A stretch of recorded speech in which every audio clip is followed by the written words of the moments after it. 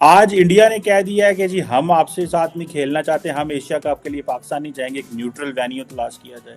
पाकिस्तान कहता है कि जी कल को जब इंटरनेशनल क्रिकेट होगी इंडिया में, हम वहाँ नहीं जाएंगे, हम कहेंगे न्यूट्रल वेन्यू तलाश करें। पाकिस्तान में माइंडसेट जो है उसको चेंज करने की ज़रूरत है कि भाई ये इंडिया के साथ आखिर हमने करना क्या है। इंडिया ने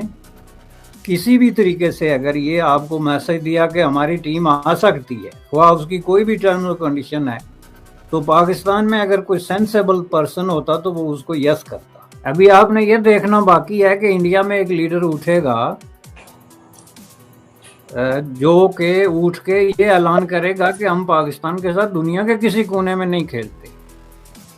और ये वो ऐलान होगा जो पाकिस्तान को बुनियादी तौर पे हैंडीकैप करके रख देगा। ये मैं आपको बता दूं, इंडिया जैसा एक मजबूत मुल्क जिसका एक इस वक्त जो है इंटरनेशनल एरिना में एक क्रेडिबल किस्म की जो है वो स्पेस मौजूद है, वो अगर इस तरह की लॉबिंग करे तो ये कोई मुश्किल काम नहीं। तो इसलिए जनाब आपको ये अपॉर्चुनिटी जो है मैं समझता हूँ कि इससे फ़ायदा उठाना जाना चाहिए था। इंडिया को इस चीज़ का कोई बहुत बड़ा प्रॉब्लम नहीं है कि वो पाकिस्तान के साथ क्रिकेट खेले या ना खेले, और ना ही उसका ये प्रॉब्लम है कि वह उसकी टीम इंडिया में जाती है या नहीं जाती। हम रिपीटेडली देख चुके हैं गुज़श्ता 20-30 सालों से जो कुछ पाकिस्तान के साथ हो रहा है, जो भी उसकी रीजंस हैं, लेकिन ये है कि पाकिस्तान ना सिर्फ इंटरनेशनल डिप्लोमेसी में बल्कि क्रिकेट के मैदान में, जो कि ज़ाहिर है एक दूसरे को रिफ्लेक्ट करते हैं, जब कोई काम या मुल्क आपका दुश्मन है तो उसके साथ क्रिकेट खेलने की या और तरीकों से मोहब्बत की पींगे बढ़ाने का दरवाजे जो हैं वो खुद ब खुद बंद हो जाते हैं। पहले आपको लफ्ज़ दुश्मनी जो है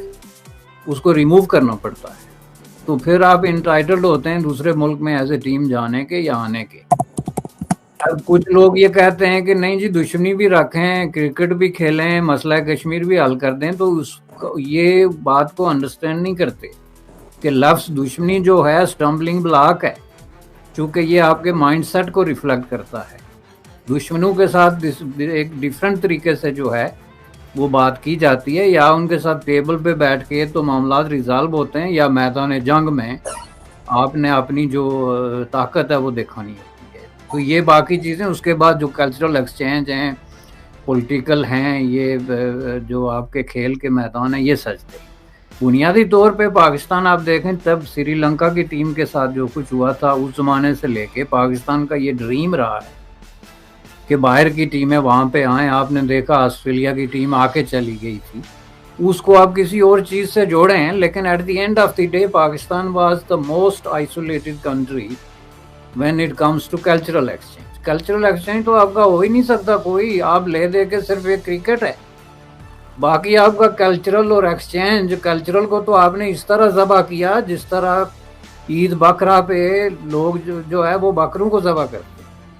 आपकी जो मूवी है, आपका जो थिएटर है, आपका जो आर्ट है, आपका जो भी चीज़ आप कल्चर के ज़ुमरे में ले आ सकते हैं,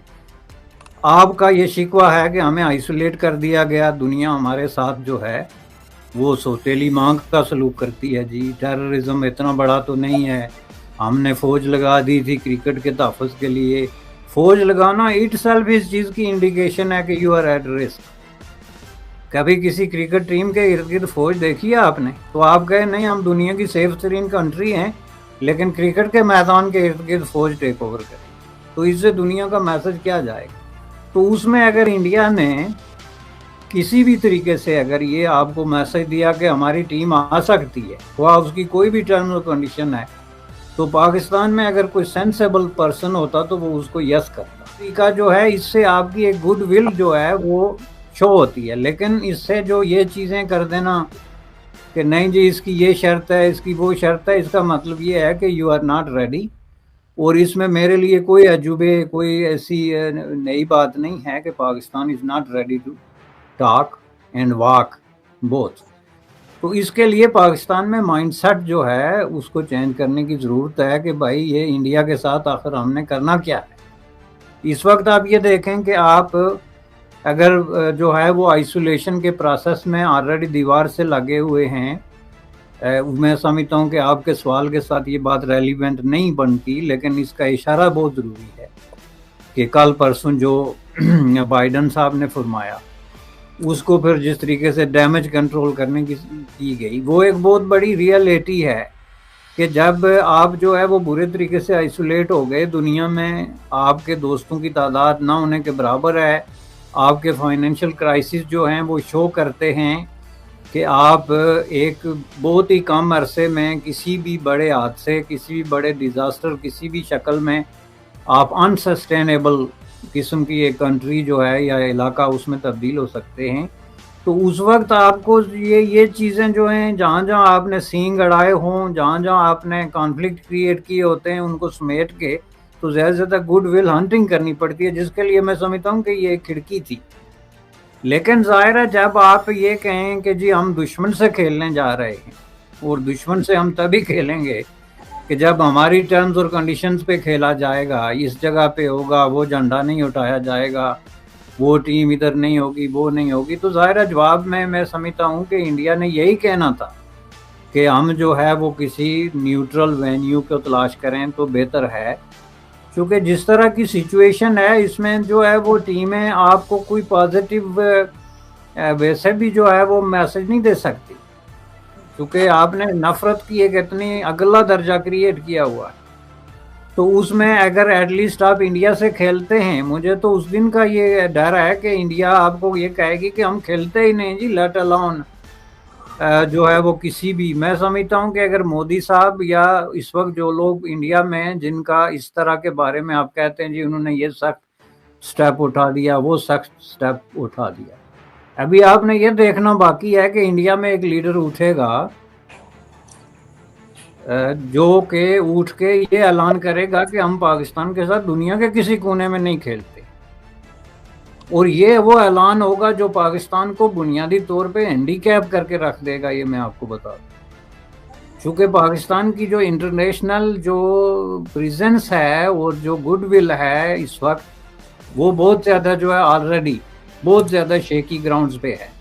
तो उसमें अगर इंडिया जैसा एक मजबूत मुल्क जिसका एक इस वक्त जो है इंटरनेशनल एरिना में एक क्रेडिबल किस्म की जो है वो स्पेस मौजूद है, वो अगर इस तरह की लॉबिंग करे तो ये कोई मुश्किल काम नहीं।